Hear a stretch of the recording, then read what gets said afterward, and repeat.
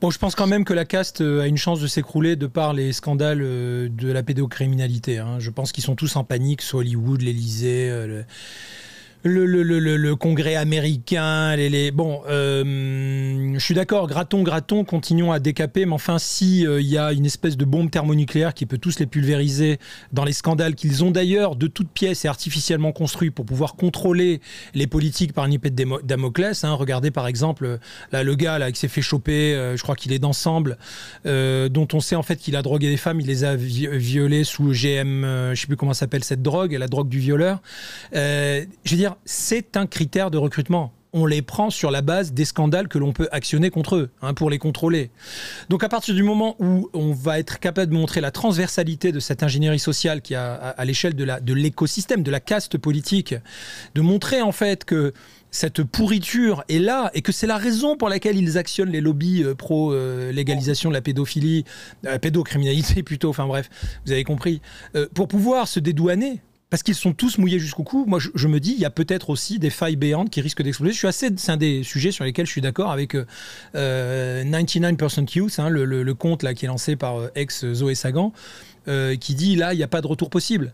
Ça va leur péter à la gueule.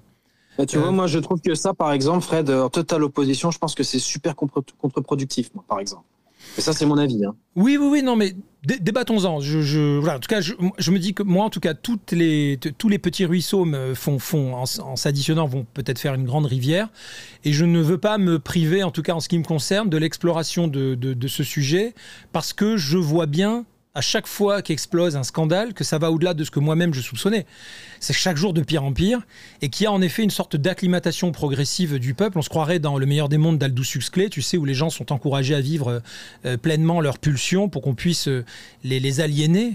Tout ça était en plus prévu, vous pouvez le trouver dans des essais qui ont été écrits il y a des décennies, comme notamment par Marcus, qui commente Freud et son malaise sur la civilisation en montrant que c'est une forme d'aliénation subtile et tordue que de donner l'illusion aux gens qu'ils peuvent artificiellement transgresser la morale, qui d'ailleurs n'existe plus. Ça me fait penser à cette affiche là d'un mouvement trans aux États-Unis où tu vois une bite en gros et puis ils disent quelle bigoterie que de ne pas vouloir sucer une femme à bite. C'est-à-dire qu'en fait les hommes qui ne voudraient pas tailler une fellation à leur copine qui est en fait un trans avec des seins mais avec une bite seraient bigots. Tu vois. Donc en fait ils cherchent en permanence une espèce de nouvelle frontière de performance dans ce qu'ils pensent être la condamnation de la bigoterie parce que eux seraient les branchouilles tendances qui ont compris où était la transgression jubilatoire. Ils ont tout compris à la vie. Ils nous le balancent même pendant les JO. Et je suis désolé, ça commence à apparaître vraiment comme un dénominateur commun. C'est peut-être pas le combat le plus glorieux qu'on aurait tous aimé mener parce qu'il nous emmène dans les bas-fonds des instincts humains les plus répugnants. Mais en tout cas, je pense que c'est par celui-là qu'on est en train comment dire, de comprendre leur grammaire de la vie, quoi, de leur hubris véritable. C'est-à-dire qu'ils arrivent à un niveau de domination sociale qui leur permet de se fantasmer en violeurs à un moment donné. Et ils finissent tous à un moment donné par se faire choper par des maîtres chanteurs. Je veux dire, quand même, c'est tout ce qui filtre. Donc ouais, moi je veux bien dire que c'est peut-être pas le bon angle. Moi-même, je préfère te rejoindre, John, être sur des combats intellectuellement plus stimulants. Mais enfin...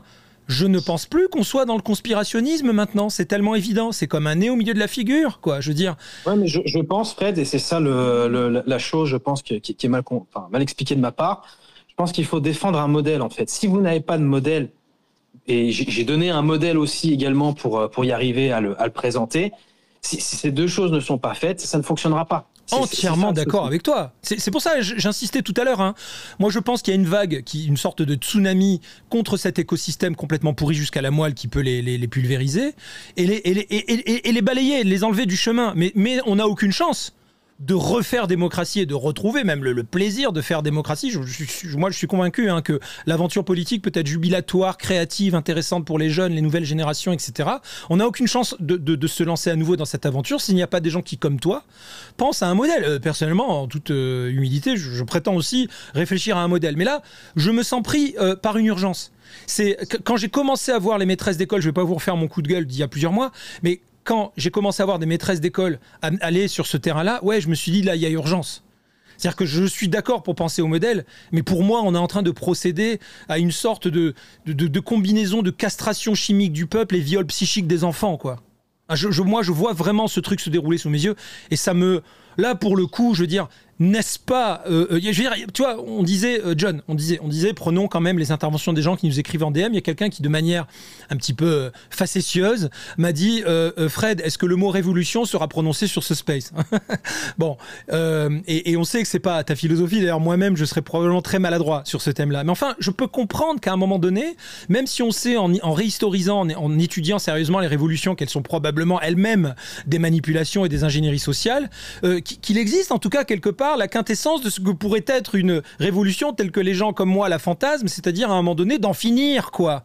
Et tu vois, d'en finir, parce que sur la base du bon sens, on peut constater que tous ces gens sont dysfonctionnels, vérolés, tordus, pervers, narcissiques à l'extrême, complètement tarés, et pour briller, ils ne s'entourent que de gens qui évidemment ne peuvent pas leur faire de l'ombre, et qui sont des débiles légers. Je vous passe sur les dologus, les séjournés, même les députés qui servent à rien. Je te l'ai dit, John, en privé. Moi, on m'a appelé pour me dire, oui, tu sais, il y aura une dissolution probablement dans quelques mois, on voudrait que tu fasses partie de l'équipe. Ça m'excite même pas. Tu vois, on pourrait dire, putain, le mec, il fait des spaces, on lui propose d'être dans une équipe là qui est de choc, et puis de peut-être se présenter à la députation. Alors, j'échouerai probablement, mais je pourrais me faire une expérience. Mais même ça, moi, maintenant, je me dis, c'est vachement loin là, dans 9, 12 mois, quand je vois l'accélération des événements. Quand je vois l'accélération, l'intensification des bombes psychiques qu'on envoie sur le peuple, et notamment, je vous le dis en priorité, sur les enfants. Il y a un stade où ce n'est même plus tenable. Alors, peut-être que je tombe dans un piège. En effet, et là je te rejoindrai, John. Là, franchement, si tu me dis, Fred, peut-être que tu es victime de la manipulation ultime, ils veulent que tu craques, que d'autres craquent avec toi pour mieux nous écraser plus tard. Je vais être honnête avec vous, c'est une putain de bonne question, comme dirait le personnage de Depardieu dans le vieux film des années 70, vous savez, rive droite, rive gauche, quand il se dresse par rapport à face à la caméra, il dit c'est une putain de bonne question, hein. Clin d'œil aux cinéphiles.